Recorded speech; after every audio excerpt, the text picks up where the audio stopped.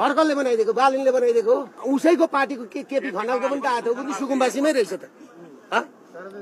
तपाईँलाई अर्को कुरो विधेयक पास भयो, भयभरको पैसा जति खाने यिनीहरू सहकारीको पैसा खाने, अनि सरकारको ढिकुटीबाट हामीले बिहानदेखि बेलुकासम्म खाइ नखाइ गरेर हामीले ट्याक्स तिरेको पैसा यिनीहरूले पैसा बुझाउने।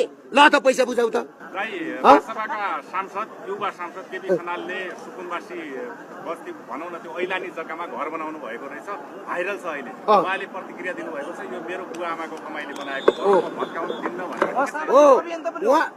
उहाँ सामाजिक अभियन्ता हुँदै बालनको किचन क्याबिनेटको मान्छे हो नि त। हो भनेपछि उहाँको चाहिँ भत्काउन नदिने, उहाँको भत्किनु नहुने, उहाँ चाहिँ सुकुम्बासी नहुने, उहाँको बुवा आमाले कमाएर बनाएको अरे भनेपछि अरूले पनि त मकै बेचेर, सागको मुठो बेचेर, भाटामा सर्ट बेचेर, मोजा बेचेर कमाएको थियो होला नि त। त्यसरी भत्काइदिनुहुन्छ? भत्काइदिनुहुन्छ?